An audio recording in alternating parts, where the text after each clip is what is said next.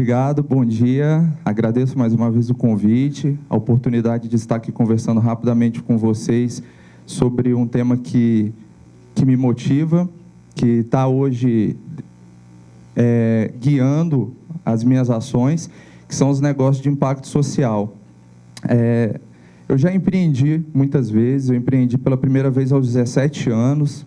Na época eu era micareteiro, admito, gostava de música baiana, corria atrás de trio elétrico, e aos 17 anos eu e meu sócio, isso em 1997, entreguei minha idade, em 1997, a gente criou um site que vendia abadás para micaretas do Brasil todo. Na época a internet estava incipiente, e se a gente tivesse um pouquinho mais de maturidade, acredito que a gente estava hoje com um grande empreendimento. Mas a maturidade, né, não surge de uma hora para outra, e esse foi meu primeiro negócio. Depois eu tive uma empresa de eventos de lazer, depois uma empresa de eventos de turismo. Então, empreendi várias vezes, e ao longo desses anos, o que acompanhou comigo foi a responsabilidade social que a minha família sempre buscou incutir em mim, buscou sempre estimular, não só em mim, como nas pessoas, nos meus primos, na minha irmã.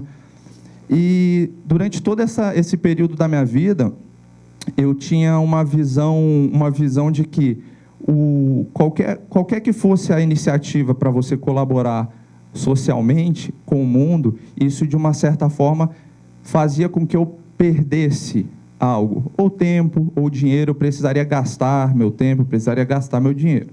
E lá em 2009, foi a primeira vez que eu tive um encontro com esse tema que eu falarei para vocês agora, que são os negócios de impacto social. Então, onde está o passador? Está aqui. Então, eu vou contar uma outra história, que é a do Fernando Assad. Não sei se alguém já ouviu falar no Fernando, ele é lá de São Paulo. Ele ganhou o Prêmio Empreendedor Social no ano passado, em 2015. Fernando Assad criou o programa Vivenda, analisando o seguinte quesito: o Brasil hoje tem um déficit qualitativo de cerca de 15 milhões de moradias. Ele percebeu que as pessoas discutiam muito no Brasil o déficit quantitativo de moradias. Ou seja, se falava muito em quantas pessoas não têm local para morar. Quantas pessoas não têm local para morar. Mas pouco se falava a partir das pessoas que tinham locais inadequados para morar. E esse foi o estudo dele, né? Na verdade, foi um estudo de mestrado que ele fez lá na USP, sob a orientação da professora Graziela Comini, que hoje é uma das grandes pesquisadoras de negócio de impacto social no Brasil. E aí ele descobriu que tem 40 milhões de pessoas de baixa renda que gostariam de melhorar as condições de sua casa. Pessoas que realmente têm uma moradia, mas uma moradia que não ofereça o conforto, a segurança, as condições mínimas de sobrevivência. E quando eu falo sobrevivência, é realmente sobrevivência, porque os exemplos que ele traz nas suas falas, no seu estudo, são exemplos que mostram as grandes consequências que há de você morar num local inadequado. E aí, ele viu que as pessoas não resolviam esses problemas por causa de 3 questões. Primeiro, logicamente, elas não tinham dinheiro para melhorar a casa e também não tinham acesso ao crédito. A gente sabe que a população das classes D e E, elas têm uma dificuldade de obter crédito, muitas vezes dificuldade até de obter acesso ao sistema bancário. Elas dificilmente conseguem abrir uma conta, conseguem ter um cartão de crédito, que dirá um financiamento. Um terceiro problema que ele identificou também foi que essas pessoas não tinham assessoria técnica para obras. A gente conhece aqui várias expressões no Brasil, né? O puxadinho, a gambiarra, que todas elas surgem justamente nesse meio, né? De você dar uma solução informal para um problema que se tem. E aí ele verificou que essas pessoas não tinham assessoria técnica para as obras e acabavam criando diversas gambiarras dentro da sua residência, que iam, aos poucos, solucionando problemas temporários, mas que aquele problema ia aumentando, né? Você não tampava o buraco, você ia enxugando o chão, e aí continuava a ter o problema dentro da casa. Um terceiro problema que ele identificou para esse déficit qualitativo é a mão de obra qualificada. A gente sabe que a mão de obra qualificada também, ela vai seguir as classes de maior renda, ela vai prestar serviço para as classes de maior renda, e as classes de menor renda, quando precisam da mão de obra, vão ter somente aquilo que restou disponível no mercado. E, logicamente, quem ia fazer a obra, quem ia consertar uma janela, resolver um problema de uma infiltração, era o primo, era o amigo, era o cunhado, e pessoas que não tinham qualificação para resolver aquilo, o que reforçava, então, esse problema qualitativo. Sendo assim, o Fernando criou uma solução, que é serviços de reforma de baixa complexidade. E criou isso de uma forma muito simples. Ele criou alguns kits que são oferecidos para essas pessoas, já em parceria com bancos, para que elas também resolvam o problema de acesso ao crédito, com preços bastante reduzidos e que elas possam pagar em 12, 24, 36 meses. Ele vai lá na casa da pessoa, ele treina as pessoas da comunidade, muitas vezes, então ele resolve o problema da mão de obra qualificada, ele dá o suporte técnico, resolve o problema da assessoria técnica por meio desses kits, e ele faz com que crie a ponte para que a pessoa tenha acesso a crédito e possa financiar a melhoria da sua habitação. E foi isso que gerou o prêmio, que ele ganhou, o Prêmio Empreendedor Social. Hoje o Fernando ele já realizou mais de 210 reformas em São Paulo, 808 pessoas atendidas, as reformas são rápidas, duram 6 dias, e ele está num processo que dentro dos negócios de impacto social nós chamamos de preparação para escala. Ele está num processo já quase apto para escalar esse negócio para outras cidades, inclusive transformá-lo em política pública.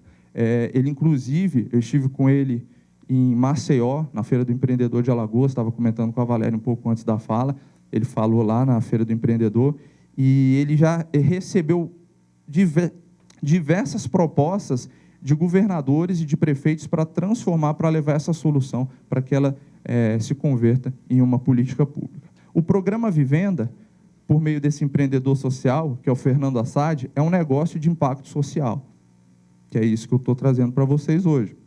O negócio de impacto social é muito simples de ser entendido, acredito que a maioria de vocês já conhece. Ele surge a partir de um problema social e ele busca solucionar esse problema social, gerando, então, impacto social, que é diferente da responsabilidade social corporativa, mas que, muito diferente do que as organizações do terceiro setor, ele deve ter sustentabilidade financeira. Então, ele não pode ser dependente de doações, de boa vontade, de outros atores, e sim, ele ter a sua própria sustentabilidade financeira. Os negócios de impacto social, eles acabam resolvendo problemas sociais por meio da inteligência de mercado dos negócios tradicionais que todos nós conhecemos. E eles se utilizam desses mecanismos de mercado para resolver o problema social. Qualidade, inovação, lucro, e resolve o problema social. Eu acho uma fala interessante do pessoal da Novo Jeito, que eles criaram uma expressão que os negócios sociais eles hackeiam o sistema. Quando eles vão falar de... Eles trabalham muito na área de tecnologia, e hackear o sistema por quê? Porque ele utiliza o próprio sistema para resolver as suas fragilidades, para resolver os problemas criados pelo sistema. Então, os negócios sociais eles utilizam a força do sistema para resolver as suas próprias fraquezas.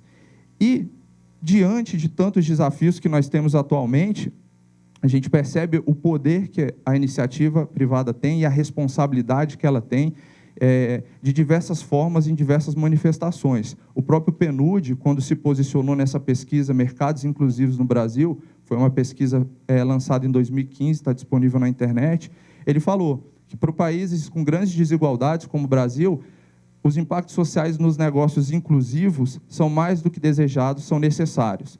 Negócios inclusivos a classe negócios inclusivos é um tipo de negócio de impacto social, só para ficar claro a citação que eles fazem. E essa declaração do PNUD é um pouco simbólica, né? Porque mostra até uma mudança de posicionamento ideológico.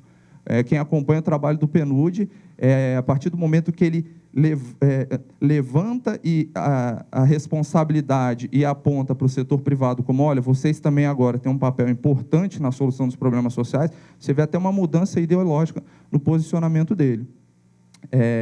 E no Brasil, né, estava trocando uns e-mails com um pesquisador americano, ele falou, olha, o Brasil é o melhor lugar, é um dos melhores lugares do mundo para os negócios de impacto social prosperarem. Né? Negócio de impacto social jamais vai prosperar na Nova Zelândia, na Austrália, eles vão prosperar no Brasil e, lógico que nas nações que têm a maior quantidade de problemas sociais. Nós temos aí, no ano passado, os Objetivos do Desenvolvimento Sustentável, foi discutido pela ONU, e que mostra o quê? Os grandes problemas sociais e ambientais que as nações que irá pautar, ou que deveria, ou que deverá pautar as decisões das nações até 2030. E grande parte desses problemas são problemas sociais ou problemas ambientais. E há uma discussão se os negócios sociais podem atuar como socioambientais, resolver problemas ambientais também. Há uma terminologia de negócios sustentáveis. De uma forma geral, sim, eles podem propor soluções para problemas ambientais, o que mostra o grande campo que teremos como empreendedores sociais, ou como pessoas que estimulam o empreendedorismo social, ou como pessoas que incentivam os negócios de impacto social para trabalhar. São diversos, aí são 17 objetivos. Esse relatório completo também está disponível no site da ONU. Um outro fator interessante que eu gostaria de apresentar para vocês hoje é uma pesquisa feita pela Fundação Telefônica, que mostra, chamada Visões do Futuro mais 15, não sei se alguém aqui conhece, que são estudos que eles vão fazendo para avaliar as grandes tendências que irão pautar a sociedade nos próximos anos. Então, eles dividem o estudo em 3 faixas: um cenário retrospectivo, ou seja, aquelas tendências que já se tornaram realidade. Então, nós temos energia limpa, mudança do padrão de consumo. Eles colocam uma segunda faixa, que é a prospectiva, ou seja, a prospecção para 5 anos, o que eles acreditam que se tornará realidade, e uma terceira faixa, chamada especulativa, que tem uma probabilidade menor de se tornar realidade, mas que é uma macro tendência atualmente. E aí o estudo também está disponível na internet. Quando você destrincha ele, você vai ver que 2 macro tendências têm uma ligação indireta com os negócios sociais, que é o ativismo e representação social, que é uma tendência prospectiva, e que é a economia de recursos, que é uma especulativa. E outras 2 macro tendências. Por que macro tendências? Porque lá no estudo, cada uma dessas macro tendências vai se desdobrar em dezenas de tendências. São 60 tendências no total. Tem 2 macro tendências que estão ligadas diretamente com os negócios de impacto social, que são os novos modelos de investimento social e as novas formas de trabalho e carreira que irão existir na sociedade, que estão para existir na sociedade. A gente, se acompanhar um pouco do que tem aparecido na mídia a respeito de negócios sociais, a gente vai ver que constantemente, nos principais veículos de comunicação, os negócios de impacto social também são apresentados hoje como uma revolução silenciosa. Na Folha de São Paulo teve uma matéria muito interessante que utilizou essa expressão, revolução silenciosa, e que realmente começa a mudar um pouco o conceito que nós temos de que, para você resolver um problema social, aquele preconceito que eu falei ali atrás, para você resolver um problema social, você precisa exatamente perder algo. Você precisa perder tempo, você precisa despender dinheiro, e não. Começa a se mudar esse conceito de que você pode resolver problemas sociais e tornar esta solução dos problemas uma carreira profissional ou uma forma de atuar dentro das diversas que você tem. E aí eu pergunto a vocês, e o nosso país? Quantos problemas sociais teremos ou temos aí no curto, médio e longo prazo para enfrentar?